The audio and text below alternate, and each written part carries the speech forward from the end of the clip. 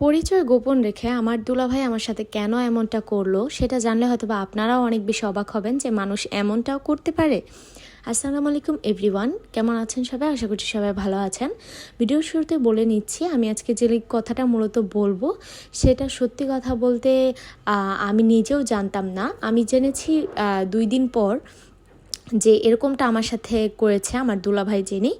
তো তার সাথে থাকছে আজকে মূলত আপনাদের সাথে শেয়ার করার জন্য একটা ছোট্ট 1/2 পাউন্ডের মধ্যে চকলেট বেন্টো কেক।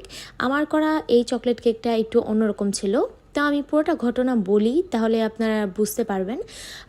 গত 3 দিন আগে আমার কাছে একটা আইডি থেকে মেসেজ আছে যে আপু আমার একটা কেক লাগবে, ছোট্ট একটা কেক লাগবে।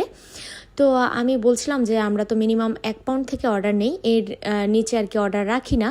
তো সে আমাকে খুবই রিকোয়েস্ট করছিল যে আপু লাগে আমার খুবই ছোট্ট একটা কেক লাগবে, লাগে আপনি টাকা বেশি নেন